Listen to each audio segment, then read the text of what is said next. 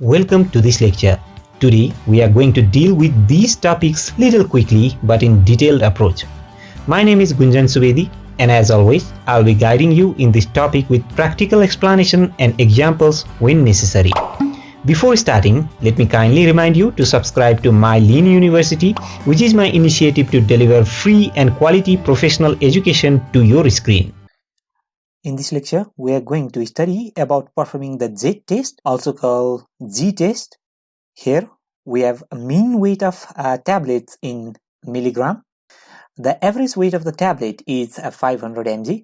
We can see here that during the manufacturing process of the tablet, the weight may slightly increase or decrease, and it depends upon the various factors such as the flow rate of the powder or the impact force of the compressing machine itself.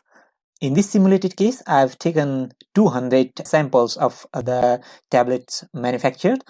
So the sample population that we are taking is 200.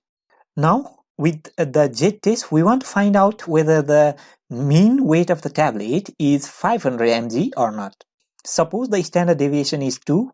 So here the null hypothesis is the mean weight of the tablet is 500 mg. And the alternative hypothesis is the mean weight is not equal to 500 mg. It might be lesser than 500 mg or it might be greater than 500 mg. We should check whether the sample follows the normal distribution. For that, we have to check the normality. To do that, we go to the stat, click the stat, go to the basic statistics, and then go to the normality test. Normality test checks whether your data follow a normal distribution. So click on the normality test. Here, let's check the variable as the mean weight of the tablet. Let's select the Anderson-Darling, leaving all things behind. Let's click on the OK. After we click the OK, we get the probability plot of mean weight of the tablet in mg. This is the normal distribution data. We see here that the p-value is 0.743. And this suggests that the data is normally distributed. We should check the normality before running the Z test or G test because the test can only be valid for the normally distributed data. So for the normality test, the null hypothesis is the data is normally distributed, and the alternative hypothesis is the data is not normally distributed. When the p-value is greater than alpha value, that is 0.05, we accept the null hypothesis. Remember this formula: when the p-value is low, let the null go, and when the p-value is high, the null fly. The null fly means we accept the null hypothesis that the data is normally distributed. So this data is normally distributed. Let's click on the OK button. After we know that this sample data is normally distributed, we want to check the Z test. For that, we go to the stat and we click the basic statistics and click the one sample Z test. One sample Z determines whether the mean of the sample differs significantly from a specified value when the population standard deviation is known. So we know the population standard deviation as 2. There are two options to select here. One or more sample, each in a column, and another is summarized data. Let's select one or more sample, each in a column, and the column is C1. So we should select the C1. And we are checking the data inside the column C1. So we know the known standard deviation, that is population standard deviation, as 2. And let's click the perform hypothesis test. We are performing the hypothesis test. The hypothesized mean is 500 mg. So we enter 500. We click on the option. Let's select the confidence level as 95. And the alternative hypothesis, as we already know, is the mean isn't equal to the hypothesized mean. That means the null hypothesis is the mean is 500 mg, and the alternative hypothesis is the mean isn't equal to 500 mg. Let's click on OK. After that, if we want to draw graphs, we can click on the graphs option as well. For that, we click on the graph. There are 3 graph options: histograms, individual value plot, and box plot.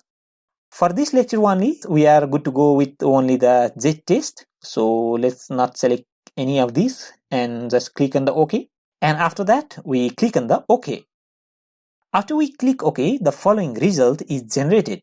We were testing the sample size of 200 tablets, and the mean of these 200 tablets is 499.976, which is calculated by the Minitab itself, and the standard deviation is 1.956. But the main thing that we should look is this test over here. The null hypothesis suggests that the mean weight of the tablet is 500 mg, and the alternative hypothesis says the mean weight of the tablet is not 500 mg. The p-value is 0.865. That means the p-value is greater than 0.05.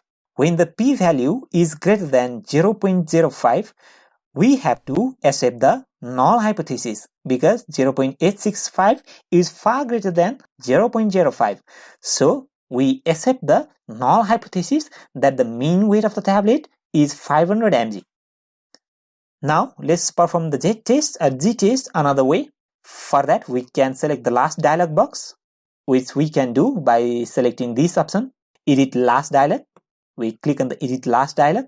Before, we selected one or more samples, each in a column. Now, let's suppose we do not have any of these data over here. We just know that our sample size is 200 and the sample's mean is 499 and the standard deviation is 2. We perform the hypothesized test with the hypothesized mean 500. The option is the same. We are testing in a confidence level of 95 and alternative hypothesis suggests mean isn't equal to 500 mg. Okay, after we enter these data over here, let's click on the OK button.